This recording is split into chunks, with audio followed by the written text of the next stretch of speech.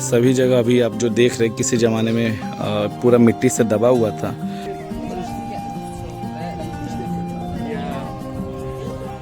बहुत सारी मूर्तियाँ जो आपको यहाँ देखने को मिलेंगी गौतम बुद्धा की, वो खंडित मिलेंगी, मतलब टूटी हुई। आपको देखने में समझ में आएगा कि क्या हुआ होगा उस समय। यह भारतीय प्रतीक का सबसे बड़ा चिन्ह अशोक स्तंभ सम्राट अशोक के शासनकाल उनके द्वारा बनाया गया। तो ये मिल चुका है हम लोगों को टिकट। आप देखिए इसमें 5 + 30 रुपये जो ये सामने है उत्खनन क्षेत्र लेके। तो चलते हैं दोस्तों अब सीधे अंदर साइड, हालांकि ये मेन गेट है वो भी है। तो ये वो भाषा लिपि है जो परिवर्तित होती आई है। वहाँ पर देखिए क ख ग घ अंग से लेके ये तमाम चीज़ें जैसे।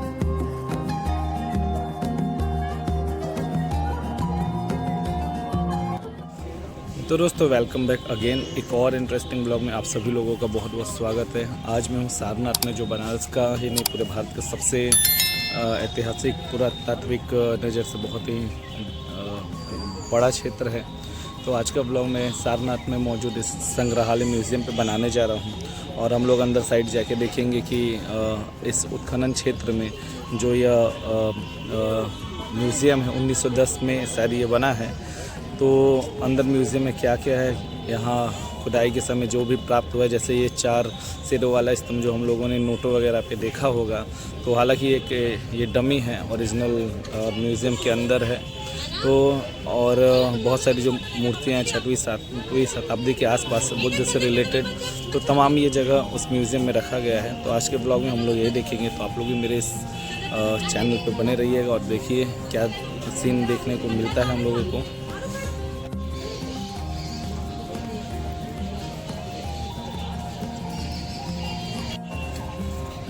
ऐसे हम लोग सारनाथ पे बहुत सारे ब्लॉग ऑलरेडी बना चुके हैं, जिसमें आप लोगों ने जापानी टेंपल और चाइनीज़ टेंपल और बहुत सारी जगह है जो आप लोगों ने देखा है। इसका जो मेन टेंपल है वो भी देखा है। तो तमाम ये जगह देखा है। जो व्यक्ति नहीं देखा हो वो भी आप जाके वहाँ मेरे चैनल पे देख सकते हैं ऑलरेडी।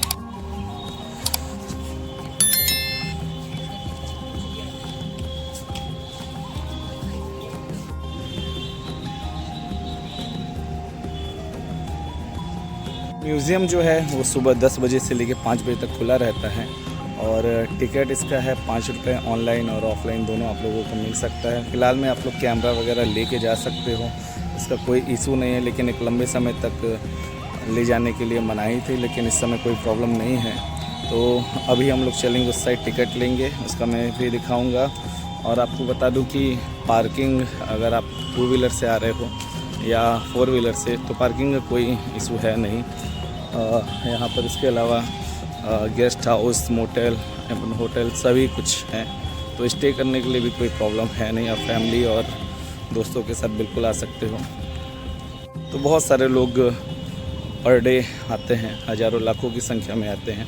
बनारस की एक बहुत ही पॉपुलर जगह है, और बौद्धिस्ट रूप से देखा जाए धर्म के आधार पे तो और भी ज़्यादा ये इम्पोर्टेंट जगह हो जाता है।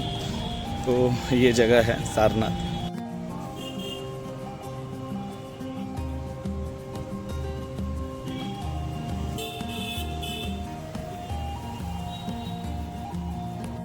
तो ये रास्ता सीधे चला जाएगा टिकट काउंटर की तरफ, और इधर ये राइट साइड में है म्यूज़ियम।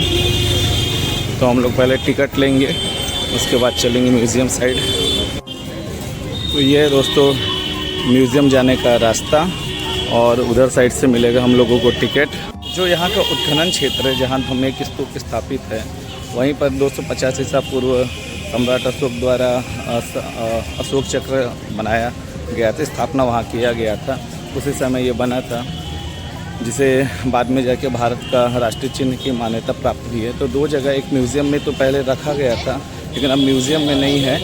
तो म्यूज़ियम से जस्ट बगल में जहाँ धम्मेक स्तूप है वहाँ पर रखा गया है। तो 2 जगह टिकट लेना पड़ेगा, दोनों का ही 5-5 रुपये है। कि आपको उधर से आया था मैं, ये सामने रहा म्यूज़ियम, ये रहा टिकट काउंटर।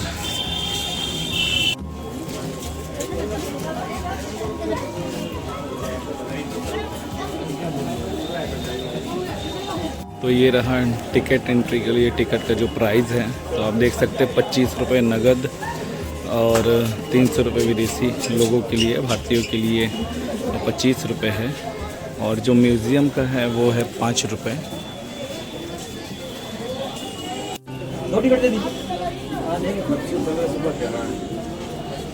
तो ये मिल चुका है हम लोगों को टिकट। आप देखिए इसमें 5 + 30 रुपये। जो ये सामने है उत्खनन क्षेत्र लेके चल रहा हूँ मैं, तो उत्खनन क्षेत्र का जो है कि 25 रुपये है और इधर जो म्यूज़ियम जाने का है वो 5 रुपये है। तो चलते हैं। उत्खनन क्षेत्र मतलब जहाँ से तमाम चीज़ें जो म्यूज़ियम में है, संग्रहालय में है, वो यही उत्खनन क्षेत्र है जहाँ धमेक स्तूप है, उसी के अगल बगल सब प्राप्त हुआ है। सम्राट अशोक जो चक्र है वो भी वहीं से प्राप्त हुआ है। तो पहले उधर ही चलते हैं, फिर चलेंगे जो रखी हुई वस्तुएं यहाँ से निकल के खुदाई में प्राप्त, तो फिर चलेंगे अंदर संग्रहालय मतलब म्यूज़ियम।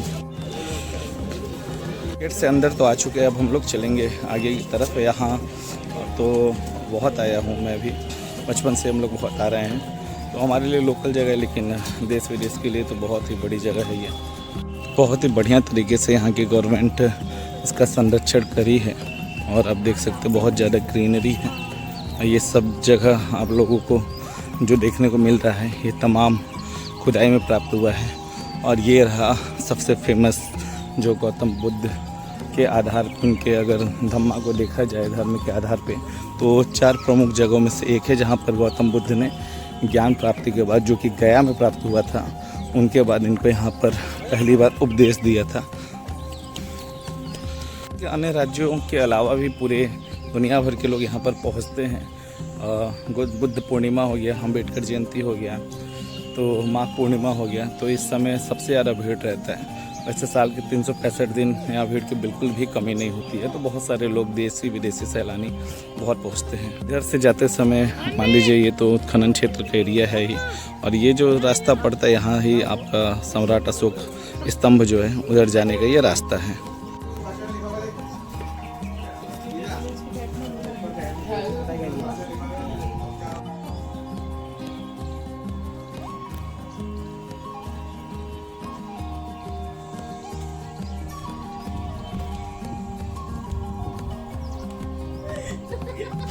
ये सभी जगह अभी आप जो देख रहे हैं किसी ज़माने में पूरा मिट्टी से दबा हुआ था, लेकिन कनिंघम जो थे गवर्नमेंट पुरातत्ववेत्ता संबंधित एक सरकारी अधिकारी, उनके वजह से ये श्रेय जाता है कि उन्होंने यहाँ पर खुदाई का काम किया और भारत के इतिहास को उन्होंने निकाला। तो तमाम ये जगह इसी तरीके से इसको खोजा गया है।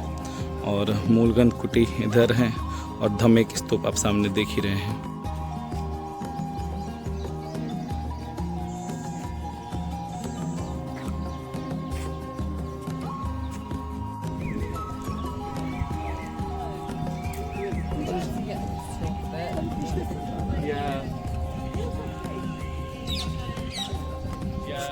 ये है एंट्री पॉइंट और यहाँ से अंदर हम लोग को जाना है। बैग वैग जमा करना होगा, लेकिन कैमरा ले जा सकता है।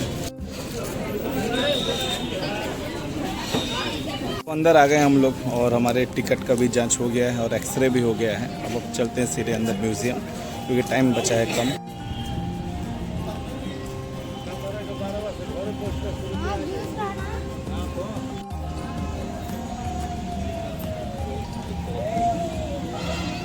संडे है तो संडे की वजह से भीड़ थोड़ा सा ज़्यादा है, अदरवाइज इतना रहता है नहीं, लेकिन संडे की वजह से केवल ये भीड़ है इतना।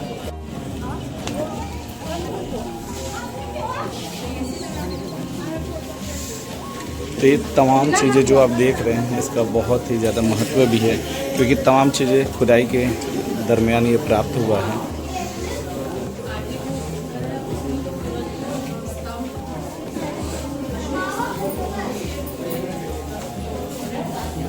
जैसे देखिए 6वीं शताब्दी में ये प्राप्त तमाम इस पे लिखा हुआ है, इसलिए आसानी से इसको समझ लेंगे किस सदी का है ये।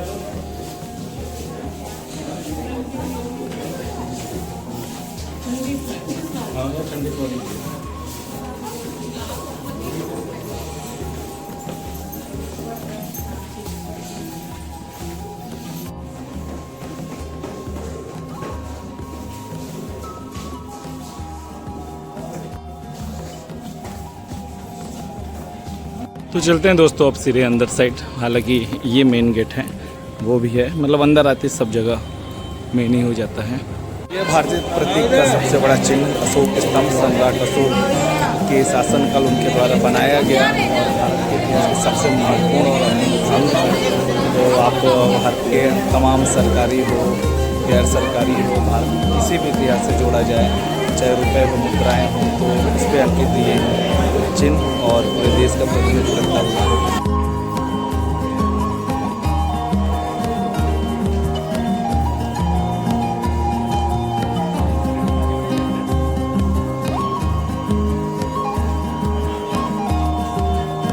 बौद्धिस्ट भाषा जो है पाली भाषा थी, तो वहाँ पर लेके अब तक में जो ये भाषा का परिवर्तन हुआ है उसका भी एक डायग्राम टाइप का एक स्क्रिप्ट है यहाँ पर, वो आपको दिखा दूँ कैसे भाषा का चेंजेस आया है। तो ये वो भाषा लिपि है जो परिवर्तित होती आई है। वहाँ पर देखिए क ख ग घ अंग से लेके ये तमाम चीज़ें जैसे यहाँ पर लिखा है, तो क है, ख है, ग है, कितना भी रूप परिवर्तित हुआ है पाली भाषा से लेके यहाँ तक में, बहुत बेहतरीन ये दिया सीखने और समझने के लिए भी। बहुत सारी मूर्तियाँ जो आपको यहाँ देखने को मिलेंगी गौतम बुद्ध की, वो खंडित मिलेंगी, मतलब टूटी हुई। आपको देखने में समझ में आएगा कि क्या हुआ होगा उस समय गौतम बुद्ध उस ज़माने की मूर्तियों के साथ, और आज तक जो वगैरह वो भी देखिए, तमाम चीज़ आपको देखने को मिलेगा इस संग्रहालय में, इस म्यूज़ियम में।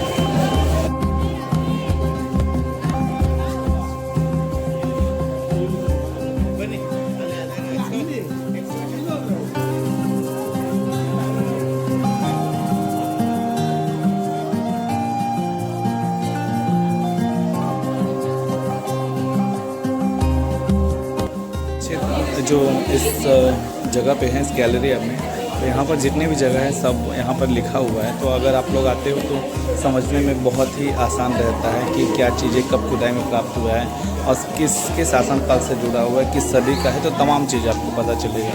ये देखिए कि ये घोड़ा है और बलुआ पत्थर का बना हुआ सवार व्याल है। ये भी बलुआ पत्थर से निर्मित एक मूर्ति है। यह है पहली शताब्दी का बलुआ पत्थर से बना हुआ मूर्ति और संभवतः ये टूट गया है।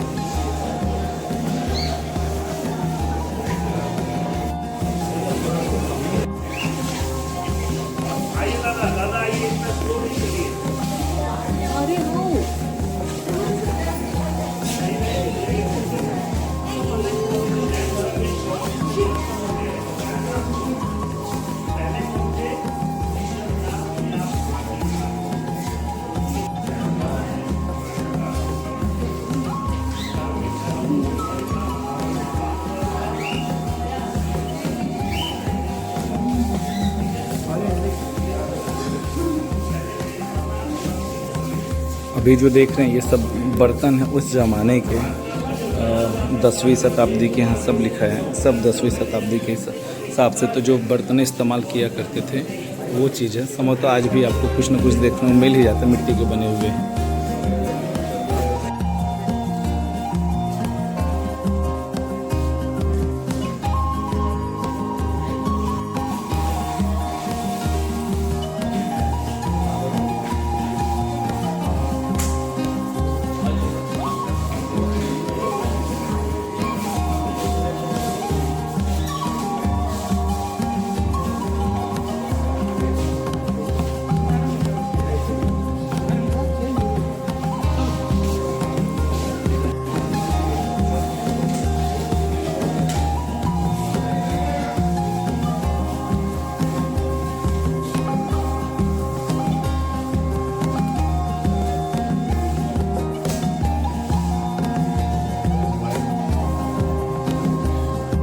स्टैचू, इसके बारे में आप यहाँ देखिए, अन्य भाषाओं में भी इसको पढ़ सकते हैं स्क्रीन के माध्यम से।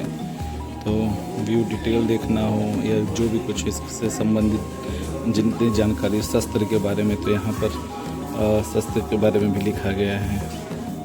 तो तमाम चीज़ आप ऐसे स्क्रीन के माध्यम से देख सकते हैं। तो लगभग आधा तो हम लोग का हो गया है। अब लास्ट में पिक्चर गैलरी बचती है। यहाँ पर बहुत ही पुरानी मूर्तियाँ हैं, खंडित भी है, टूटी हुई, मतलब बहुत ही पुरानी, सब बौद्धिस्ट के समय में, सम्राट अशोक के समय में जितने निर्मित है तमाम है। अब इसको भी दिखाते हैं। तो घोड़े पे ये सवारी करते कुछ इस मुद्राओं में है।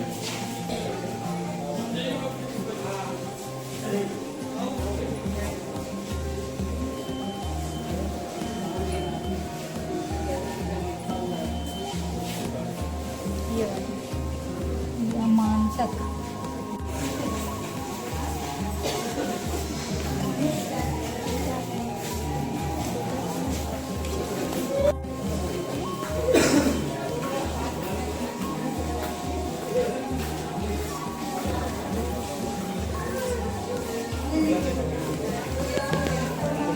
मैंने इस ब्लॉग में कोशिश की है कि एक छोटा छोटा हिस्सा तक भी आपको दिखाऊं, तो जितना भी क्लियर हो सका तो मैं आप लोगों को दिखा रहा हूं, जितना भी डिटेल हो सके। बहुत ही छोटी छोटी ये मूर्तियां हैं। उस ज़माने की जितनी भी घटनाएं संबंधित होती थी उसका भी इसमें कई कई जगहों पे इसका अर्थ निकलता है। जैसे बहुत सारी जो उस समय रीजनल क्रियाकलाप हुआ करते थे, तो इन के माध्यम से भी ये दर्शाया जाता है। तो देख सकते हैं ये सब जितना भी है एक प्रकार से लग रहा है कि तोड़ दिया गया है तमाम चीज़। हाथ की मुद्राएं वगैरह काफ़ी कुछ टूट गई हैं, चाहे खुदाई के समय हो या फिर किसी कारणवश हो।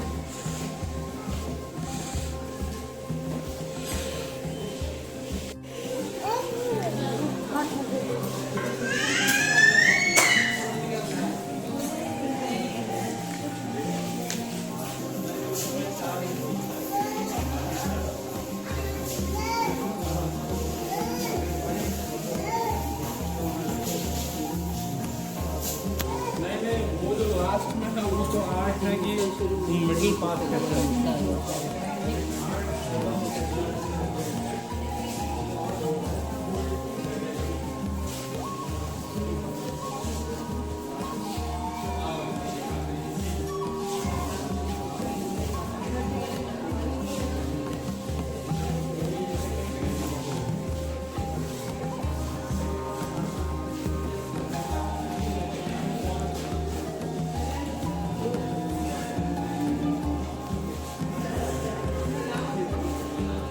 तो अब हम लोग जो है कि एकदम फाइनल में है, और पीछे जो रूम बना है यहाँ पर सोने के आभूषण वगैरह उस समय प्योर गोल्ड, तो वही लास्ट सीन रहेगा हम लोगों का।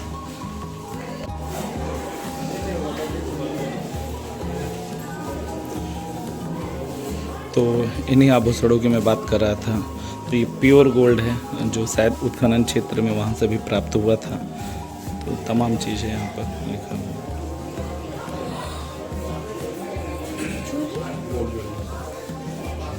तो जितने भी आप देख रहे हैं आभूषण ये 100% जो है कि शुद्ध है।